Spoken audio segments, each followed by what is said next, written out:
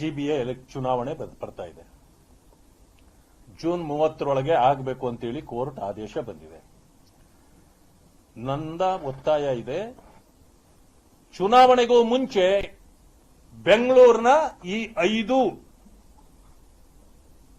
ವಿಭಾಗಗಳಲ್ಲಿ SIR ಆಗಬೇಕು. ಯಾಕೆ ಅಂತಂದ್ರೆ ಎಲ್ಲ ಕಡೆಯಲ್ಲೂ ಕೂಡ ಬೇರೆ ಬೇರೆ ಕಡೆಯಿಂದ ಬಂದು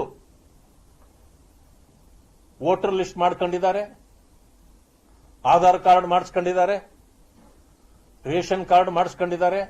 ಇದೆಲ್ಲ ಮಾಡಿಕೊಟ್ಟಿರೋರು ಕಾಂಗ್ರೆಸ್ನವರು, ಕಾಂಗ್ರೆಸ್ ನಾಯಕರುಗಳು ಇವತ್ತಿನವರೆಗೂ ಮಾಡ್ತಿದ್ದಾರೆ.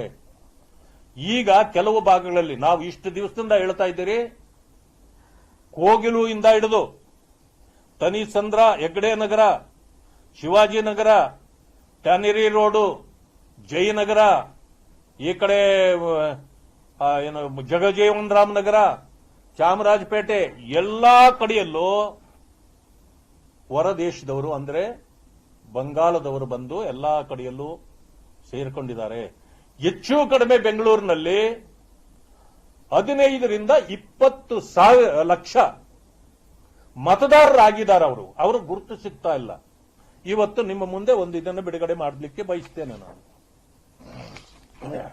ನೋಡಿ, ಈ ಫೋಟೋದಲ್ಲಿ ಇರ್ತಕ್ಕಂಥವ್ರು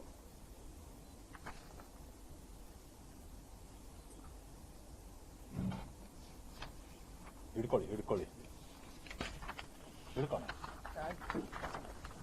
ನೋಡಿ, ಈ ಫೋಟೋದಲ್ಲಿ ಇರ್ತಕ್ಕಂಥವ್ರು ನಿಮಗೆ ತೋರಿಸ್ತೇನೆ. ಈತನ ಹೆಸರು ನಯೀಂ ಅಂತ. ಇದರಲ್ಲಿ ಅವರು ಇಂದಿನ ಅವರ ಐಡೆಂಟಿಟಿ ನಯೀಂ ಖಾನ್, ಅವರು MD ನಯೀಂ ಖಾನ್. ಇವರ ಐಡೆಂಟಿಟಿ ನೋಡಿ ಬಾಂಗ್ಲಾದೇಶದ್ದು. ಇವರು ಬಾಂಗ್ಲಾದಿಂದ ಬಂದಿರೋದು. ಬಾಂಗ್ಲಾದಿಂದ ಬಂದಿರತಕ್ಕಂತ ಇವ್ರದ್ದು ಹೆರಿಗೆ ಇದೆಲ್ಲ ಆಗಿರ್ತಕ್ಕಂಥದ್ದು ನಮ್ಮ ವಾಣಿ ವಿಲಾಸ್ ಇದರಲ್ಲಿ ಕನ್ನಡದಲ್ಲಿ ಇದೆ. ಇದರ ಜೊತೆಗೆ ಅವರ ಆಧಾರ್ ಕಾರ್ಡು ಕರ್ನಾಟಕದ್ದು, ಬೆಂಗಳೂರಿಂದು. ನೋಡಿ, ಇಲ್ಲಿ ಇದೆ ಅವರ ಆಧಾರ್ ಕಾರ್ಡು. ಈ ತರ ನನ್ನ ಹತ್ರ ಬೇಕಾದಷ್ಟಿದೆ ಇಲ್ಲಿ. ಈ ಆಧಾರ್ ಕಾರ್ಡು ಜೊತೆಯಲ್ಲಿ ಅವರದು ಅಲ್ಲಿನ ಆಧಾರ್ ಕಾರ್ಡು, ಇದು ಎಲೆಕ್ಷನ್ ಕಾರ್ಡು. ಆಧಾರ್ ಕಾರ್ಡ್ ಆಯ್ತು, ಇದು ಎಲೆಕ್ಷನ್ ಕಾರ್ಡು.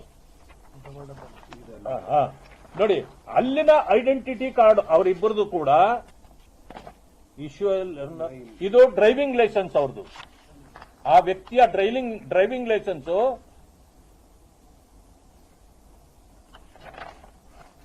ಬಾಂಗ್ಲಾದೇಶದ್ದು. ಇದು ಬಾಂಗ್ಲಾದೇಶದ್ದು. ಅಲ್ಲಿ ಬಾಂಗ್ಲಾದೇಶದ ಐಡೆಂಟಿಟಿ ಕಾರ್ಡ್. ಇದು ಹೇಗೆ ಸಿಕ್ತು ಅಂದ್ರೆ ನಿಮ್ಗೆ ಹೇಳ್ತೇನೆ.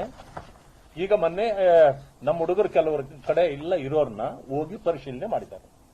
ಪರಿಶೀಲನೆ ಮಾಡಿ ಅವ್ರು ಏನ್ ಹೇಳಿದ, ಎಲ್ಲಿ ಅವರು ನೀವು ಅಂತ ಕೇಳಿದಾಗ ನಾವೆಲ್ಲ ಇಲ್ಲಿ ಅವರೇ, ಅಸ್ಸಾಂನಿಂದ ಬಂದಿದ್ದೀವಿ, ವೆಸ್ಟ್ ಬೆಂಗಾಲ್ದಿಂದ ಬಂದಿದ್ದೀವಿ, ಬಿಹಾರಿಂದ ಬಂದಿದ್ದೀವಿ ಅಂತ ಹೇಳ್ಕೊಂಡಿದ್ದಾರೆ.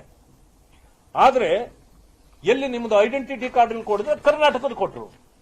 ಅದಾದ್ಮೇಲೆ ಅವರ ಒಳಗಡೆ ಅವರ ಮನೆಯಲ್ಲಿ ಹೋಗಿ ನುಗ್ಗಿ ಚೆಕ್ ಮಾಡಿದಾಗ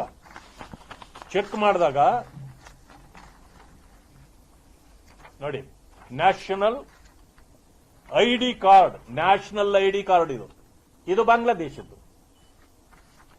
ಒಳಗಡೆ ಅವರ ಮನೆ ಒಳಗಡೆ ಇಟ್ಕೊಂಡಿದ್ರು. ಈಗ ಇಂಥ ಎಲ್ಲಾ ಕಡೆಯಲ್ಲೂ ನಮ್ಮ ಪ್ರಾಂತ್ಯಗಳಲ್ಲಿ ಇವರು ಬಂದು ತುಂಬಿಕೊಂಡಿದ್ದಾರೆ. ನಾವು ಇಷ್ಟು ದಿವಸದಿಂದ ಹೇಳ್ತಾ ಇದ್ದೀವಿ. ಮಾನ್ಯ ಗೃಹ ಸಚಿವರು ಇವತ್ತು ಹೇಳಿದ್ದಾರೆ. ನಾನು ವರದಿ ಕೇಳಿದ್ದೇನೆ.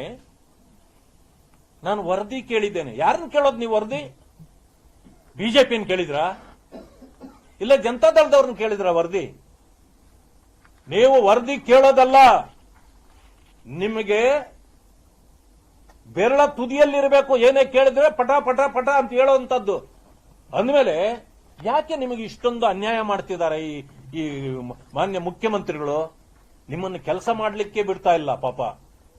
ನಿಮಗೆ ಯಾವುದೇ ಅಂಕಿ ಅಂಶಗಳನ್ನ ಸಿಗದಾ ಇದ್ದಂಗೆ ನೋಡ್ಕೊಂಡಿದ್ದಾರೆ. ಈ ಸರ್ಕಾರ ಯಾಕೆ ನಿಮಗೆ ಇಷ್ಟೊಂದು ತೊಂದರೆ ಕೊಡ್ತಾ ಇದೆಯೋ ನನಗೆ ಅರ್ಥ ಆಗಿಲ್ಲ. ಪ್ರತಿಯೊಂದಕ್ಕೂ ನೀವು ಕೇಳಿ ಹೇಳ್ತೇನೆ,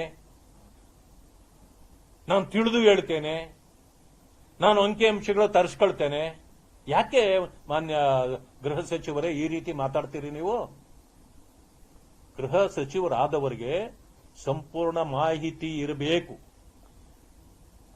ಬಹುಶಃ ನಿಮ್ಮ ಮೇಲೆ ನಿಮ್ಮ ಪಕ್ಷದಲ್ಲೇ ಆಗಿತನ ಬಹಳ ಇದೆ ಅನ್ನೋದು ಈಗ ರಾಜ್ಯದ ಜನರಿಗೆ ಗೊತ್ತಾಗ್ತಾ ಇದೆ. ಅದರಿಂದಲೇ ಬಹುಶಃ ಮುಖ್ಯಮಂತ್ರಿಗಳು, ಉಪಮುಖ್ಯಮಂತ್ರಿಗಳು ಎಲ್ಲರೂ ಸೇರಿ ನಿಮ್ಮನ್ನ ವಂಚಿಸಿ ನಿಮ್ಮನ್ನ ಖಾತೆಯನ್ನು ಹ್ಯಾಂಡಲ್ ಮಾಡಲಿಕ್ಕೆ ಬಿಡದೆ ದೂರ ಇಟ್ಟಿದ್ದಾರೆ ಅನ್ನೋದು ಇದರಿಂದ ಗೊತ್ತಾಗ್ತಾ ಇದೆ. ಆದ್ರಿಂದ SIR ಆಗದೆ ಚುನಾವಣೆಗೆ ಹೋಗಬಾರದು, ನಂಬರ್ 1. ಎರಡನೇದು, ಎಲ್ಲರದು ಯಾರು ಈಗಾಗಲೇ ಅನೇಕ ಜನರು ದೈವಾಧೀನರಾಗಿದ್ದಾರೆ, ಆದರೆ ವೋಟರ್ ಲಿಸ್ಟ್ ಅಲ್ಲಿದ್ದಾರೆ. ಅನೇಕರು ಬೆಂಗಳೂರಿನಲ್ಲಿ ಬಂದು ಸೆಟ್ಲ್ ಆಗಿದ್ದಾರೆ. ಅವರು ಹೊರಗಡೆ ಈಗ ತುಮಕೂರು ಇರಬಹುದು, ಕೋಲಾರ ಇರಬಹುದು, ಅಥವಾ ಮೈಸೂರು ಇರಬಹುದು, ಬೇರೆ ಬೇರೆ ಕಡೆಯಿಂದ ಬಂದವರು ಇಲ್ಲಿ ಕೂಡ ಅವರದ್ದು ವೋಟರ್ ಲಿಸ್ಟ್ ಅಲ್ಲಿದ್ದಾರೆ, ಅಲ್ಲೂ ಇದೆ. ಅದರಿಂದಾಗಿ ಎರಡು ಕಡೆ ಮತದಾನ ಮಾಡಬಾರದು. ಮೂರನೇದಾಗಿ ಹೊರಗಡೆಯಿಂದ ಬಂದವರೇ ನಮ್ಮ ಪ್ರಕಾರ 15 ರಿಂದ 16 ಲಕ್ಷ ವೋಟರ್ಸ್ ಬೆಂಗಳೂರು ನಗರದ ವ್ಯಾಪ್ತಿಯಲ್ಲಿದ್ದಾರೆ. ಈಗ ನೀವು ಯಾವುದೇ ಹೋಟೆಲ್ಗಳಿಗೆ ಹೋಗ್ರಿ, ಎಲ್ಲಿ ನೋಡಿದ್ರು ಹಿಂದಿ ಅದನ್ನು ಮಾತಾಡ್ತಕ್ಕಂಥವರೇ ಇದ್ದಾರೆ. ಯಾಕೆ ಅಂತ ಕೇಳಿದ್ರೆ ಅವ್ರ್ಯಾರು ಲೋಕಲೈಟ್ಸ್ ಅಲ್ಲ. ಎಲ್ಲಾ ಕಡೆಯಲ್ಲೂ ಇವತ್ತು ಏನಾಗ್ತಾ ಇದೆ, ನಾನು ಬೆಳಗ್ಗೆ ಒಂದು ನೋಡಿದೆ,